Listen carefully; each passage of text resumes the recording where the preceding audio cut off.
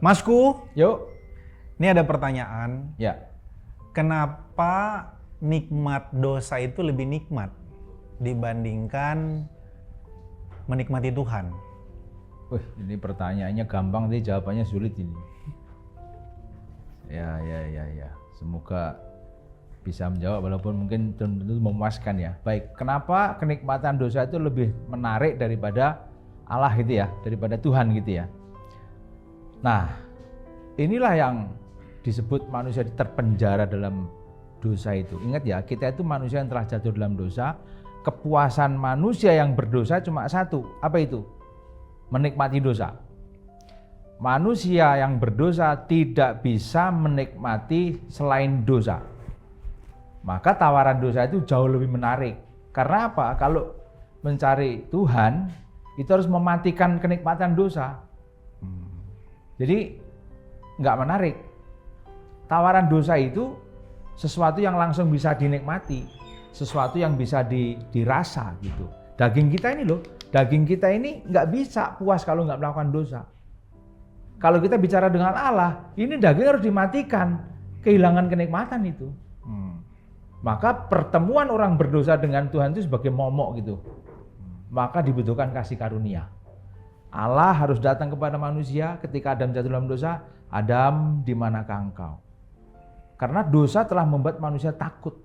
Takut apa? Berhubungan dengan Tuhan berarti harus rela kehilangan kenikmatan manusia daging ini. Jadi gak heran kalau manusia lebih cenderung, lebih tertarik kepada kenikmatan dosa daripada dengan Allah itu sendiri.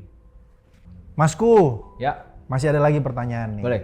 Ini susah-susah gampang. Jadi pertanyaan ini begini.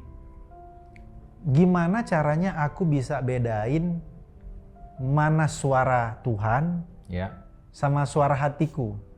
Oke. Gimana cara bedain itu, Mas? Menurut Mas gimana? Untuk membedakan mana suara Tuhan atau suara hati, paling tidak begini. Suara hati kita itu selalu membela keinginan daging kita. Jadi suara hati itu selalu memberikan jalan keluar atau jawaban terhadap keinginan hati kita. Manusia berdosa ini. Lah, lalu suara Tuhan bagaimana? Untuk mengenali orang berdosa ini, untuk mengenali Tuhan, itu harus mengenali suara Tuhan, dia harus mengenal siapa Tuhan gitu kan. Nah, ini dibutuhkan satu hubungan yang terus-menerus dengan Tuhan, nggak bisa enggak. Tapi minimal paling tidak seringkali kita dengar begini ya. Selama itu sejahtera, selama itu menimbulkan damai sejahtera, itulah suara Tuhan. Belum tentu. Justru kadang kehendak Tuhan itu bertentangan dengan daging kita, dan itu menyakitkan. Nah, di sini dibutuhkan memang kerelaan, kerendahan hati untuk ikut tracknya Tuhan. Karena kalau kita lihat dari tokoh-tokoh Alkitab, tidak ada satu perjalanan iman itu yang mengenakkan fisiknya. 12 rasul murid Tuhan Yesus kan matinya mati tragis semua. Mana ada itu kenikmatan. Kalau menuruti suara hati, waduh seperti Petrus, saya sudah meninggalkan saudaraku, orang tuaku, mana sekarang hasilnya? Gitu kan. Lalu nggak ada tanda-tanda tuh, ada pengharapan seperti apa.